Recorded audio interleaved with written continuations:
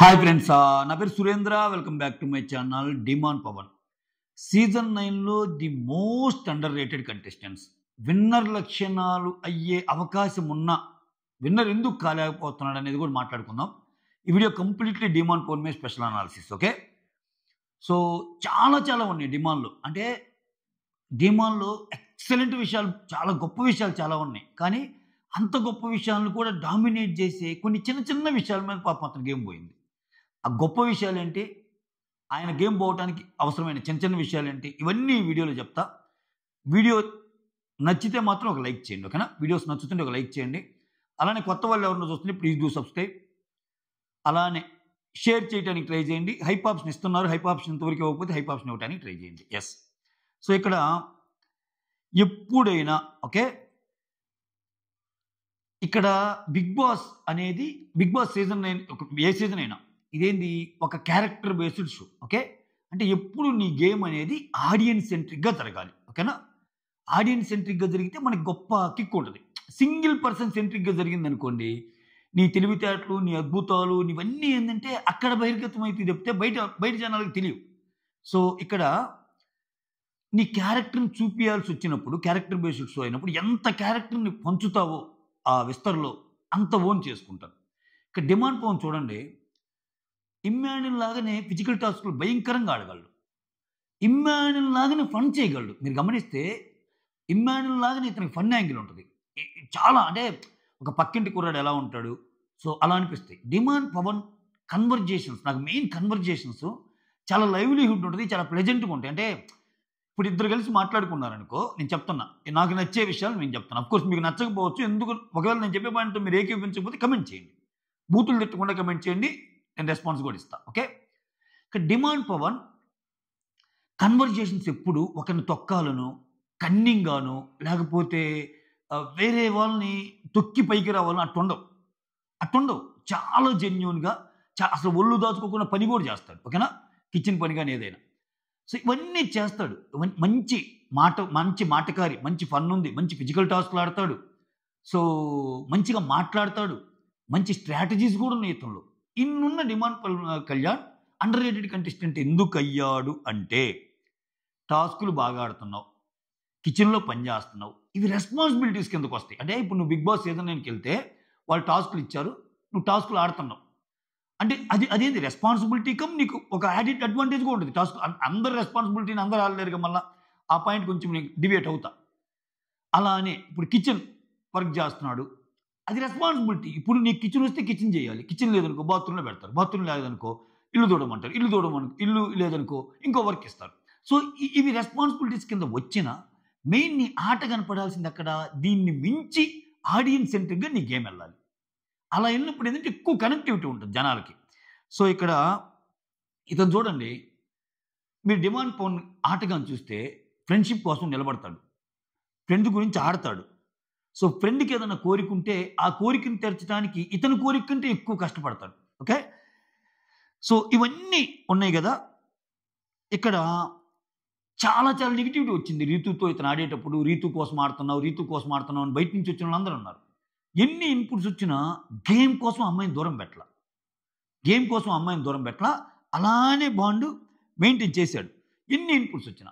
నేను ఇక్కడ ఏమంటానంటే, ఇతను చేసిన తప్పేందంటే, ఇప్పుడు రీతు ఉందబ్బా, రీతు సెంట్రిక్గా గేమ్ ఆడాడు ఇతను. అదే నేను చదువుతున్నాను, ఆడియన్స్ సెంట్రిక్గా గేమ్ ఆడటం వేరు, ఒక సింగిల్ పర్సన్ సెంట్రిక్గా గేమ్ ఆడటం వేరు. అక్కడ కొంతమంది ఉన్నారు సింగిల్ పర్సన్ సెంట్రిక్గా ఆడిన వాళ్ళు అండో డిమానే కాదు, వాళ్ళకి కాలం కలిసి వచ్చింది అంతే. ఓకే, పాప మీ కుర్రాడికి కాలం కలిసి రాల.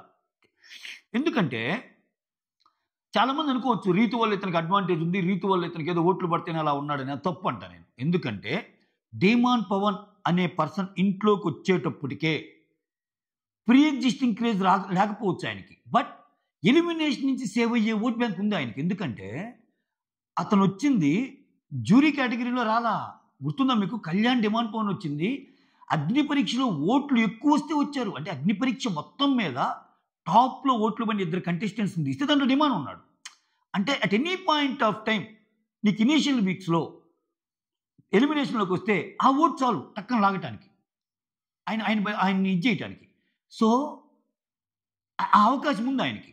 ఆయన స్టార్టింగ్ వీక్స్లో ఏంటంటే రాగానే ఆయన క్లీనింగ్ డిపార్ట్మెంట్లో ఉన్నాడు. ఆ క్లీనింగ్ డిపార్ట్మెంట్లో రీతు ఏమో ఆ గిన్నెలు తోమటం అయింది. తర్వాత ఈయన కెప్టెన్ అయినప్పుడు కూడా ఆమె రేషన్ మేనేజర్ రెస్పాన్సిబిలిటీసు. ఇక్కడ మొత్తం ఒక సింగిల్ పర్సన్ సెంట్రిక్‌గా గేమ్ ఆడాడు ఆయన. సో, అది ఏ రేంజ్‌లో ఆడాడంటే, నాకు టాప్ 5 వస్తే బాగుండు అనే మాట కంటే ఆయన ఎక్కువ సార్లు యూజ్ చేసిన మాట రీతుకు టాప్ 5 వస్తే బాగుండు అని. ఓకేనా? ఇక్కడ నేను రీతుని కూడా తప్పట్టంలా. ఎవరి గేమ్ వాళ్ళది. ఇక్కడ చూడండి, ఒకానొక టైంలో హౌస్ మొత్తము "అరే! ఏందిరా నీ గురించి నీకు గేమ్ ఆడమంటే దివ్య నీకుతో ఒకసారి చెప్తే" అంటాడు దివ్యతో. "ఏం చేద్దామే పాపం దానికి టాప్ 5 కావాలే. అందుకనంటే" "ఒరేయ్! నీ గేమ్ నువ్వు ఆడరా. నీకో దండంరా నాయనా" అంటారు. అంటే అది ఒక రకంగా బయట సొసైటీలో అలా చేస్తే ఎక్సలెంట్. ఒక ఫ్రెండ్ కోసం నిలబడటం అనేది చాలా ఇది కదా! ఇప్పుడు అదే రీతు ఉందండి. రీతుకి అవసరమైనప్పుడు "భరణన్న నువ్వు సూపర్ అన్న" అంటది. తనుజ "నువ్వు ఎక్సలెంట్" అంటది. ఆయనకి అవకాశం వచ్చినప్పుడు "సుమనన్న నువ్వు చాలా క్యూట్" అంటది. డిమాండ్ బాన్ ఉంటది. "అరే కళ్యాణ్‌గా నువ్వు నాకు బెస్ట్ ఫ్రెండ్‌విరా నిన్నెందుకు అంటానురా" అంటది. ఇట్లా ఇయి ఉండాలి. ఈ చేత కావాలి. ఇదొక గేము. ఇవాళ రేపు బిగ్ బాస్‌లో పనికొచ్చేది ఇయ్యే. ఆటిల్లో డిమాండ్ పోను వీక్ పాపం. అందుకే చూడండి సంజన ఒకసారి చెప్పేటప్పుడు తనుజతో ఎవరితో చెప్పేటప్పుడు డిమాండ్ చాలా పర్ఫెక్ట్ ప్లేయర్ ఇంట్లో. వాడు ఆడతాడు. మనుషులతో కన్వర్జేషన్స్ బాగుంటాయి. మనుషుల బాధలు వాడు అర్థం చేసుకుంటాడు. వాడు ఇది చేస్తాడు. చిన్నయి పక్కన పెడితే he is perfect all rounder అంటది. అది 100% కరెక్ట్ అంట నేనైతే. సో, ఇక్కడ ఇంకోటేందంటే ఎప్పుడే గాని ఈ మధ్య కొంచెం కనబరిచాడు గానీ, ఈ షో గెలవాలి నేను. ఇక్కడికొచ్చింది నేను ఈ షో గెలవటానికి. ఈ షో నేను గెలిచి ముందుకెళ్ళాలన్న ఫీలింగ్ తక్కువ కనిపించేది నాకు డెమాన్‌లో. వచ్చాడు, చిల్‌గా ఉన్నాడు, ఆడుకున్నాడు. చాలా మంచిగున్నాడు నిజంగా. అంటే ఆ కసి కనిపించినప్పుడు ఆ గేమ్ నెక్స్ట్ లెవెల్‌కెళ్ళిపోద్ది. అంతెందుకబ్బా! ఇప్పుడు రీతు వెళ్ళాక డెమాన్ గురించి ఎంత ఎక్కువ మాట్లాడుకుంటున్నాం. ఇక్కడ నేను ఒక చిన్న ఎగ్జాంపుల్ చెప్తా. ఓకే.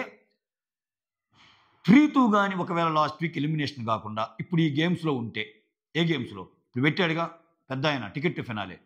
సో, ఒకరిని తీయటం, ఒకరిని పెట్టటం, ఇద్దరిని బాటంలో ఉంచోళ్ళని తీయటం, మిడిల్‌లో ఉంచడం. ఇక్కడ గాని రీతు గాని ఉంటే ఖచ్చితంగా ఇక్కడ రీతు సెంట్రిక్‌గా గేమ్ ఆడేవాడు డిమాండ్. అంటే ఆయనకి మిగిలినవి పట్టవు ఇంకా. రీతు ఎలిమినేట్ అవుతుందా? రీతుని తీసేయి. రీతుని టాప్‌లో ఉన్నా గాని రీతుని తీయాలా? నేను తీయను. రీతు మిడిల్‌లో ఉన్నా తీయాలా? నేను తీయను. అంటే రీతు ఏ గేమ్‌లో ఎలా అయితే ముందుకెళ్తదో అలా ఆడేవాడు ఇతను. అలా ఆడినప్పుడు ఆయన ఆటలో సత్తా ఉన్నా, ఆయన గేమ్‌లో పవర్ ఉన్నా అది వీక్ అయిపోద్ది ఆ పాయింట్. అది నీ కోసం ఆడు జనాలు హర్షిస్తారు. అదే కదా! నీ కోసం ఆడు జనాలు హర్షిస్తారు. సో, ఎందుకు అక్కడ ఆయన అది చేయలేకపోయాడు పాపం. అంటే అదే నేను చెబుతుంది. చాలామంది మిస్‌అండర్‌స్టాండ్ చేసుకుంటారు. లేదు ఆయనేం తిక్కలోడు కాదు. రీతుని పెట్టి ఆడటానికి రీతు ఒక సెలబ్రిటీ. స్టార్టింగ్ వీక్స్‌లో ఆయనకి క్రేజ్ రావడానికి రీతుతో ఉన్నాడు అనేది కూడా అబద్ధమని చెప్పటానికే నేను ఇంకో పాయింట్ చెప్పా. ఒకవేళ ఎందుకని? ఆయన వచ్చింది జ్యూరీ కేటగిరీలో కాదు. అగ్ని పరీక్షలో ఆల్రెడీ ఆయన ఓన్ చేసుకున్నారు చాలామంది. ఓన్ చేసుకొని వచ్చాడు. ఇంకొకటేందంటే కొన్ని విషయాలు ముందే పసిగట్టలేకపోయాడు ఇతను. ఇప్పుడు డిమాండ్ లోపలికొచ్చేటప్పుడే ఇతనితో ఒక పులిహార కంటెంట్ కల్పిస్తారు బిగ్ బాస్ అని చాలామంది చెప్పారు. అంతెందుకు నేనే చెప్పా. ఎందుకని? ఆయన అగ్ని పరీక్షలో చెప్పమంటే ఒకరింటికెళ్ళాను, ఒక అమ్మాయి నన్ను హగ్ చేసుకుంది. చెప్తాడు. ఆ కుర్రాడు బాగున్నాడంటే ఆబ్వియస్‌గా బిగ్ బాస్ ఏం చేస్తాడు? ఈ కంటెంట్‌ని ఎవరితోనో ఇది చేస్తాడు. పులిహార కంటెంట్‌కి. సో, వాళ్ళ అగ్ని పరీక్ష అయిపోయాక ఇక షోకొచ్చింది. సో, అగ్ని పరీక్షలో అలాంటి క్రేజ్ ఇట్లా నన్ను అనుకుంటారు అన్నప్పుడు ఇట్లా రివ్యూస్ వస్తున్నాయి. అందరూ చూస్తారు కదా! అందరియి చూస్తారు. ఒక టాక్ అనేది ఉంటది కదా! సెల్ఫ్ రెస్పెక్ట్ చేసుకుంటారు వాళ్ళు కూడా అంత ఈజీగా ఏమి రారు. సో, ఇక్కడ నాకు పులిహార ట్యాగ్ ఏమన్నా ఇస్తున్నారేమో అనుకుంటున్నారు. నేను దానికి భిన్నంగా ఆడాలి అని ఆయన ట్రై చేసుంటే చాలా ముందుకెళ్ళేవాడేమో అనిపించింది నాకు. ఎందుకని? ఆడియన్స్ థాట్ ప్రాసెస్‌ని కిల్ చేసినట్టప్పుడు.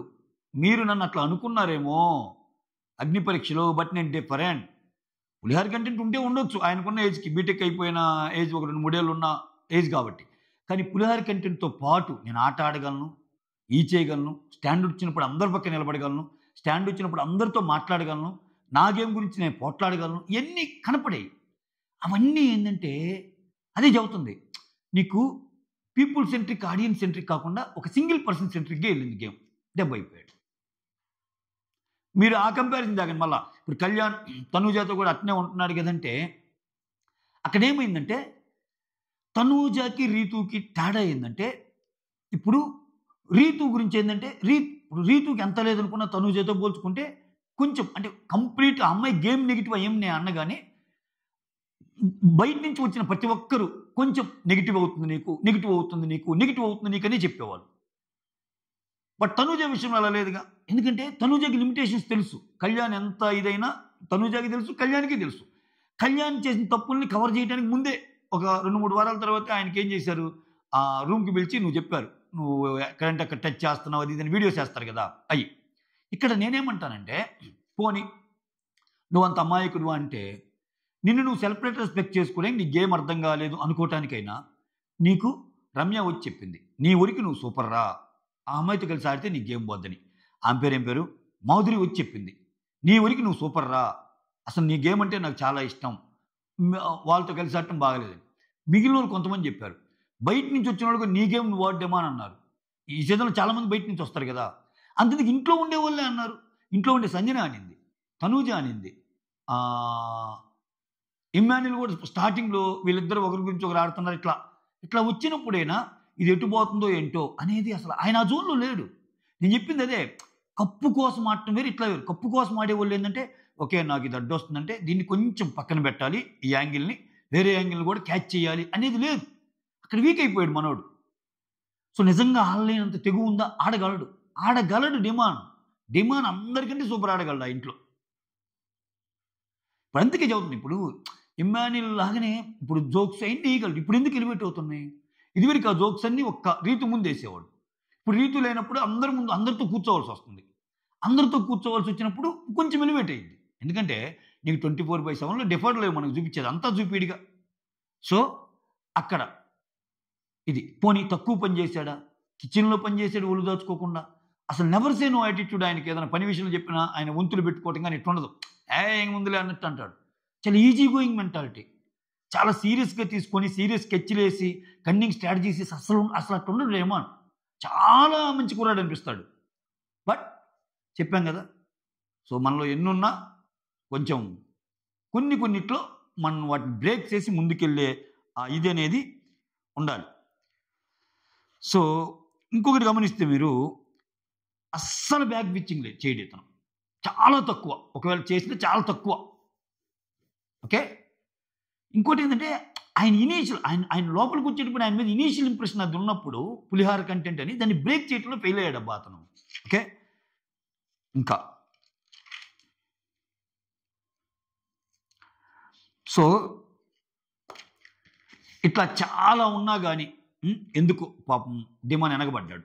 నిజంగా చెప్తున్నా డీమాన్ కానీ కొన్ని మార్చుకొని ఆడగలిగితే కొన్ని ఎక్కువ కూడా కాదు. ఎక్కువ కూడా ఎందుకంటే ఆయనకేం అందరికీ నచ్చే గేమ్ అబ్బా. పాపం ఏంటంటే ఆయనకి అందరికి పిఆర్ ఉన్నా ఈయనకేంటంటే అంత పెద్ద పిఆర్ కాదేంది. పిఆర్ లేకుండా ఎవరు బాగుంటున్నా ఇవాళ రేపు ఆల్మోస్ట్ హిందీ బిగ్ బాస్ లాగానే తయారైంది. ప్రతి వాళ్ళు పిఆర్ని పెట్టుకొని వెళ్తారు. అది క్రైము నేరము తప్పని ఎవరు చెప్పరు. ఎందుకంటే ఒకదానికి వెళ్ళేటప్పుడు వాళ్ళు ప్రమోట్ చేసుకోవడానికి పెట్టుకుంటున్నారు. అయితే మిగిలిన పిఆర్లతో పోల్చుకుంటే పాపం ఇతని పిఆర్ వెలవెల్లాడిపోయింది. అతనికి ఓన్ సపోర్టర్స్ ఫ్రెండ్ సర్కిల్ తెలిసిన వాళ్ళు ఎట్లా తప్పితే ఇంకా డిమాండ్ ఏదైనా చేస్తే ఒక 100 పోస్టులు టక్ రావటం. డిమాండ్ ఏదైనా మాట్లాడితే ఒక 200 పోస్టులు టక్ రావడం. అది లేదు పాపం ఇతనికి. అవి ఉంటేనే కదా ఎలివేట్ అయ్యేది. సో అదనమాట గేమ్. అంతేందుకు ఇప్పుడు దివ్య నిఖిత బయటకు వచ్చి ఇమ్మాన్యుల్ అండ్ డిమాండ్ గేమ్ గురించి చాలా బాగా చెప్తుంది. అమ్మాయి మంచి రివ్యూరే కదా. ఎందుకు చెప్తుంది? వాళ్ళ గేమ్ నిజంగానే బాగుంటేనే కదా. ఇప్పుడు ఇమ్మాన్యుల్ కొంచెం సేఫ్ అంతే. సీజన్ నిలబట్టంలో అందరికంటే పెద్ద పాత్ర ఇమ్మాన్యుల్ది. ఇమ్మాన్యుల్ మీద స్పెషల్ స్టోరీ వచ్చినప్పుడు ఇది చెప్తా ఇమ్మాన్యుల్ గురించి. ఓకే. సో అట్లా వీళ్ళు మంచి ప్లేయర్స్ అబ్బా. కానీ మంచి ప్లేయర్స్ కొన్ని చిన్న విషయాల వల్ల పోయింది. అంటే ఆ కప్పుకి దగ్గరగా వెళ్ళలేకపోవటానికి రీజన్స్ ఇవన్నీ. ఓకే. సో ఇది నాకు అనిపించింది. మీకేమనిపించిందో కమెంట్ చేయండి. That's all. Thank you so much for watching my video. Signing off. Me Surendra.